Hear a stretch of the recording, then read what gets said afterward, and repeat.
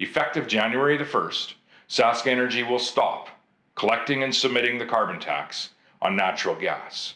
Whoa, bold moves happening in Saskatchewan. So this was Premier Scott Moe's response to Atlantic Canada getting a giant tax break because they voted Liberal in the last election. Of course, they were famously, I think it's 20 some odd seats in Nova Scotia. But as people have been moving away from the Liberal Party in the polls, Justin Trudeau wanted to secure and make sure that they're going to still vote Liberal. So he gave them some payola by reducing their carbon tax bill on heating oil in the province. Now, this is a big middle finger to the rest of Canada that has to heat their homes in other ways. We don't all use oil. We don't all use that. Some of us use natural gas and whatnot to heat our homes, and there's no exemptions for them. Now, Premier Scott Moe has said, well, forget it. I'm going to unilaterally give them that tax break because this is absolutely not fair. And we're going to use the Crown Corporation to just not collect the taxes. Here's what he had to say. Last week, Prime Minister Trudeau announced a 3-year exemption on the carbon tax for home heating oil. This exemption is primarily for families in Atlantic Canada where heating oil is used in 40% of their homes. In making this announcement, the Prime Minister has effectively destroyed 2 of the myths that he has created about the carbon tax. First is that the carbon tax is affordable, because most Canadians receive more back in rebates than they pay in carbon tax. If that were true, why would he need to remove it as an affordability measure on home heating oil for families in Atlantic Canada? And the second myth is this, that it's a tax that's being applied fairly in all parts of the country based on a set rate per ton of greenhouse gas emissions. Home heating oil is used primarily in one part of the country, and it has higher greenhouse gas emissions than other heat sources, like natural gas, that is used in most Saskatchewan homes. So the Prime Minister chose to make life... I'm just going to pause there. So the idea here is that the tax is on each liter of oil and each amount of gas, cubic foot or cubic gallon of natural gas. Now, and this idea is that, well, if it's about the CO2 that goes into the atmosphere, then heating oil would actually have a much larger percent if it was actually about the environment. No, it's really just about the tax. And, well, they're exempting people with heating oil in this case. More affordable for families in one part of the country while leaving Saskatchewan families out in the cold. How is that fair to families here in our province, where affordability is also an issue, where winters are cold, and where most of us use natural gas to stay warm? And now, a federal minister has said if people out west want a carbon tax exemption, we should elect more Liberals. This is no way to run a country. He's not being hyperbolic here. That was actually said. It was because, they have more Liberal MPs there. Now, what the interesting thing about this is Pierre Poilievre has been rallying out that way, and he's been receiving a lot of support in the polls, and it's looking like it may not be a Liberal province if it keeps going in this direction with the unaffordability issues that are happening due to the Liberal government. So this is definitely some political pressure that's been happening, and thus giving them a tax break, which will only be until the next election anyway. So it would just enjoy your tax break and then extend it by voting Conservative in the next election would be a good ploy in this point. As Premier, I cannot accept the federal government giving an affordability break to people in one part of Canada, but not here. So today, I am calling on the federal government to offer the same carbon tax exemption to Saskatchewan families by extending it to all forms of home heating, not just heating oil. It's only fair to other Saskatchewan and Canadian families. Hopefully that exemption will be provided soon. But if not, effective January the 1st, SaskEnergy will stop collecting and submitting the carbon tax on natural gas, effectively providing Saskatchewan residents with the very same exemption that the federal government is giving heating oil in Atlantic Canada. The federal government may say that's illegal and that you simply cannot choose to collect and pay your taxes. In most cases, I would agree with that. But it's the federal government that has created two classes of taxpayer by providing an exemption for heating oil. An exemption that really only applies in one part of the country and effectively excludes Saskatchewan. As Premier, it's my job to ensure Saskatchewan residents are treated fairly and equally with our fellow Canadians in other parts of the country, and that's what I am doing today. Of course, the real solution would be for the federal government to scrap the entire carbon tax on everyone and everything. Absolutely. But until that happens, it needs to at least be applied fairly across Canada. And that should mean no carbon tax on using natural gas to heat your home this winter in Saskatchewan.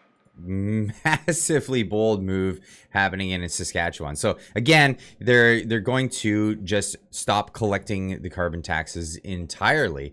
Now that could be a big accounting issue in the first place if they try to enforce it. Just to get back taxes on stuff like that it would cost more money probably than they're even collecting. Now, Premier Danielle Smith from Alberta was asked, would she do something similar? Interesting response, because it's actually a different scenario over there, the marketplace in Alberta.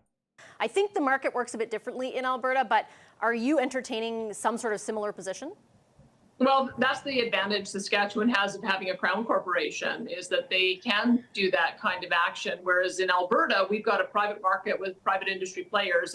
I commend Premier Moe on taking an action like that. He acknowledges that it's probably not legal from that standpoint. But I wouldn't ask our industry here to take any actions that would be illegal, that would cause the federal government to punish them. I think that this requires a political solution.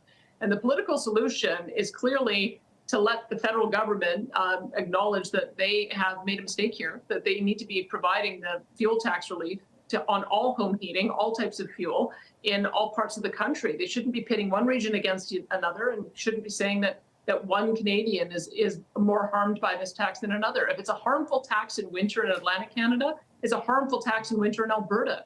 And he should acknowledge that and take the tax off.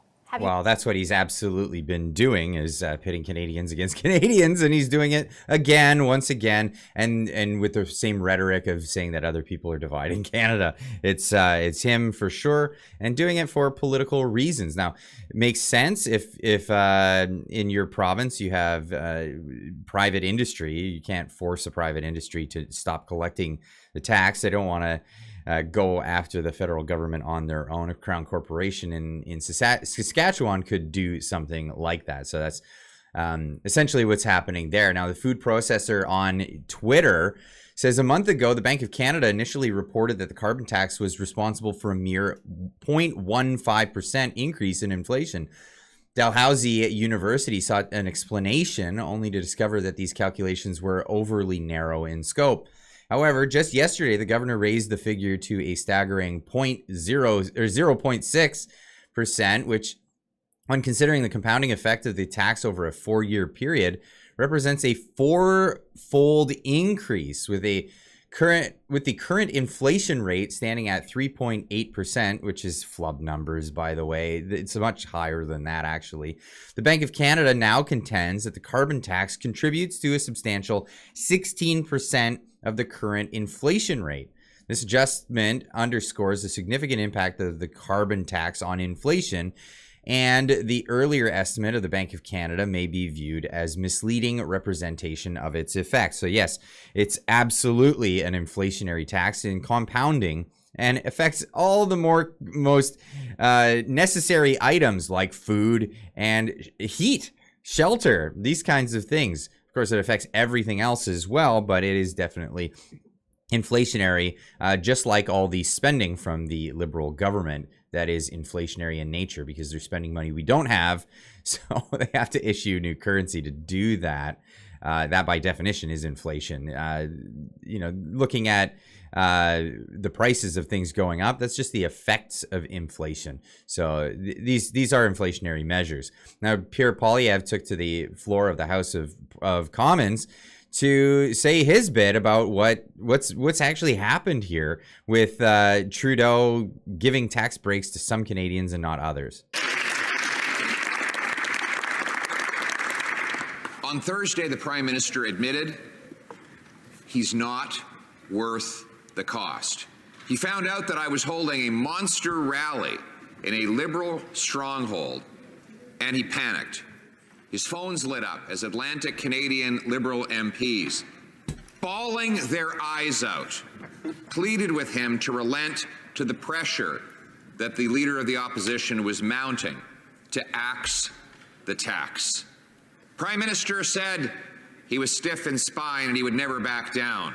And the Liberal MPs from the Atlantic Caucus said, well, then we'll oust you as leader and you'll lose your job. How will that do for your ego?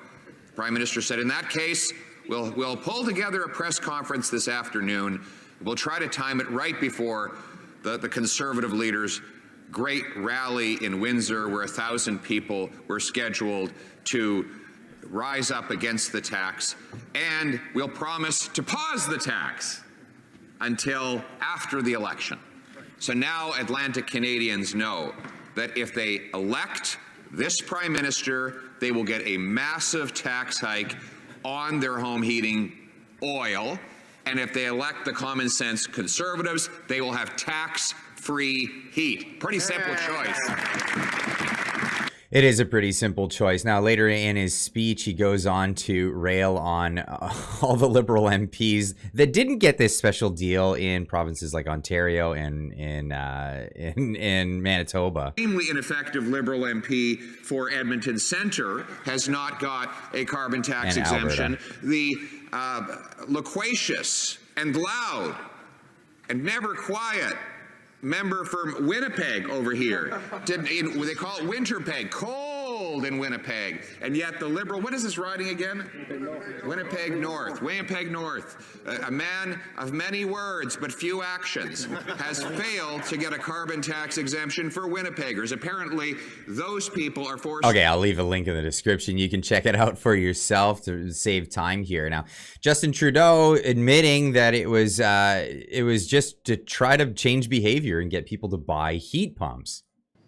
That the pricing signal was not sufficient to drive the change in behaviors that many people wanted to make. I spoke with many Atlantic Canadians who'd love to have a heat pump, but simply couldn't outlay the $20,000 required. Even with an existing $10,000 program, it wasn't enough to get them to change the behavior. Yeah, because everybody's broke. Thanks to Ryan Garrettson here for posting that on Twitter. But yeah, because people are broke. Now, what a lot of people are thinking, there's confusion here between heat pump and the geothermal heat pump stuff. So geothermal heat pumps, they work in a similar way, but they're massive infrastructure that goes underground. And those have their own environmental impacts to them as well. If they're using glycol or whatever refrigerant they're using, if they use a refrigerant instead of glycol, those things could spill and have environmental impacts of their own. I'll leave a video explaining what those kind of heat pumps are. But in general, just heat pumps are essentially a reverse air conditioner. And they're not that efficient in northern climates. They're good if you live in Texas or something like that. But northern climates are not very effective. In fact, natural gas is the preferred thing. Here's a heating and air conditioning guy explaining a bit about how a heat pump works. A heat pump system is used in areas where gas isn't available. Also, with the way things are looking, all electric heat pump systems will soon be the way a lot of states mandate fuel usage when it comes to heating and air. Anyways, heat pumps use the indoor unit and the outdoor unit together, whether in air conditioning mode or heating mode. It's all electric, which means no emissions. And I will tell you that these conventional style heat pumps aren't the most efficient systems in the world when it comes to heating your house. And I'm not talking about the Mitsubishi variable speed systems either. I say that because outdoor units are expensive to run, right? The most expensive thing to run in your house, actually. You've seen your electric bill in the summertime, right? And you're running that outdoor compressor in heating and cooling modes. The colder it gets outside, the less capacity the outdoor heat pump has. So it uses supplemental heat strips to keep the warm air flowing inside. And those heat strips are just about as expensive to run as the outdoor unit, doubling the cost of using your air conditioner on the coldest days of the year. So essentially, it's a baseboard heating. It's just electric heating. It's not some environmental savior that people think they are. But why would there be so much of a push to get people into heat pumps? Oops, what's this? Andy Lee putting out there on Twitter, fun fact, one of the largest heat pump manufacturers eligible for federal rebates is Trane Technologies. In 2021, Trane teamed up with Brookfield Renewables Division to deliver green HVAC solutions. The chair of Brookfield is, of course, Justin Trudeau's friend, Mark Carney. Oh, maybe that's a better answer for this. Now, Trudeau's government isn't just coming after people for the carbon tax. They're still going after farmers. And with the fertilizer, this is also going to be a tax on food. Remember when Justin Trudeau said that it was misinformation that the government wants to reduce fertilizer use by 30%? Well, Agricultural Minister L. Macaulay just let the cat out of the bag in his latest reports. These maniacs want a blanket 30% fertilizer reduction. Thanks, Cosmin, for posting this one on Twitter. But hey, leave this one with you guys now. Leave a comment in the comment section down below. Let me know what you think about all of this. The carbon tax being reduced for some people. We have premiers coming out in defiance of the federal government saying we're not going to collect these taxes anymore as of January because we need to help our fellow citizens that are being hurt because of the federal government here and a tax that they're imposing on people. It seems seemingly arbitrarily, but it's supposed to be for the environment. But really, is it helping? It's pushing people into other things, possibly cutting down trees to just fire up those wood stoves, if anything. I know a lot of people, as the prices go up, that's what they'll be doing, cutting down some trees and getting some wood for their fires. Anyway, leave a comment in the comment section down below. Let me know what you think, and we'll see you in the next one. Keep on trucking.